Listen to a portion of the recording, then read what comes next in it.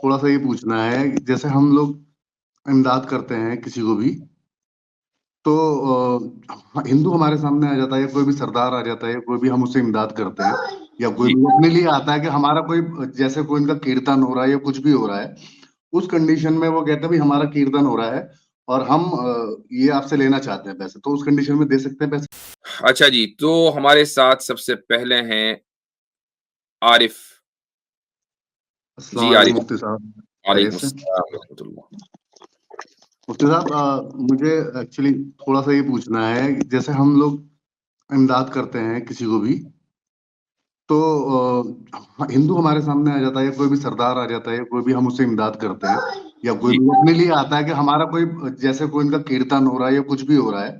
اس condition میں وہ کہتے ہیں بھی ہمارا کیرتن ہو رہا ہے اور ہم یہ آپ سے لینا چاہتے ہیں پیسے تو اس کنڈیشن میں دے سکتے ہیں پیسے. دوسری چیز کیونکہ آج میرے پاس آئے تھے ایک سردار جی انہوں نے جی پہلا نام جو لیا تھا ہمارے نبی کا لیا تھا. انہوں نے کہا تھا کہ میں ان کو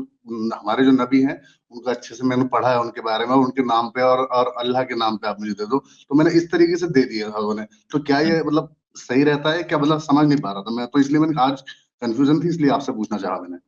جی ہاں، بہتر ہے. دیکھیں ایسا ہے کہ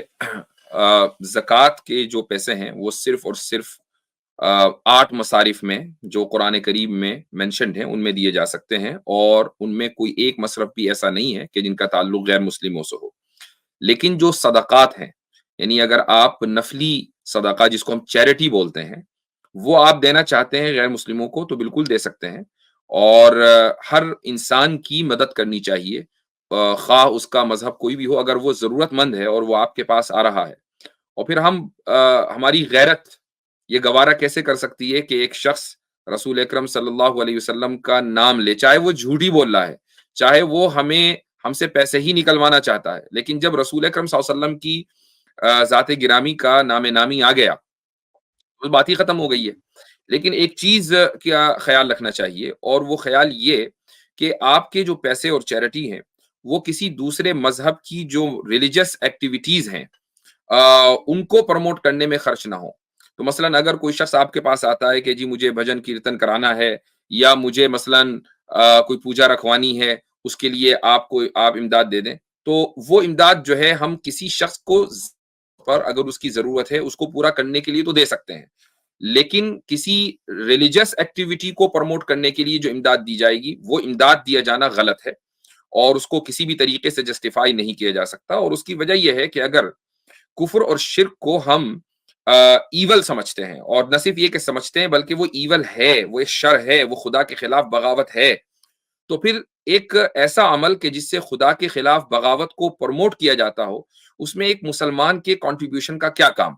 تو یہ چیز ذہن میں رکھنی چاہیے. ذاتی طور پر انسانیت کے ناطے ہمیں مدد کرنے میں کوئی حرج نہیں ہے بلکہ ہم نے مدد کی ہے. یعنی کووڈ کے دوران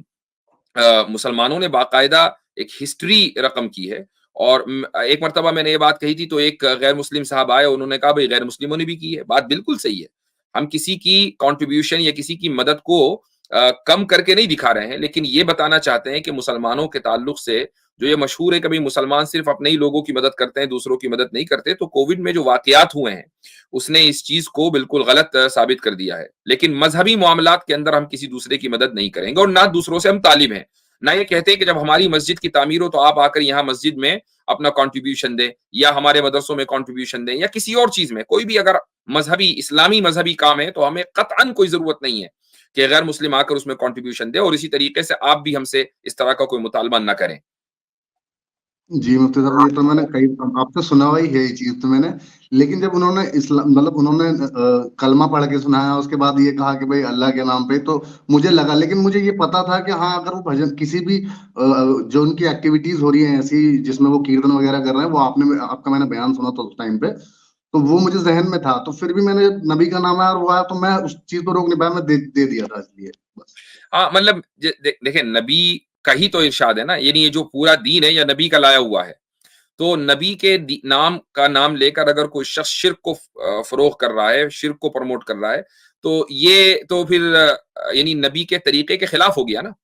تو اس سے کوئی فرق نہیں پڑتا. ہاں اگر وہ اپنی ذاتی ضرورت کے اوپر وہ خود نیڈی ہے اور پھر وہ نبی کا نام لے رہا ہے تو پھر ٹھیک ہے ہماری غیرت ایسی ہے کہ نبی کا نام آتے ہی ہم پھر مدد کے لیے تیار ہو جائیں گے. ٹھیک ہے، شکریہ مفتی صاحب.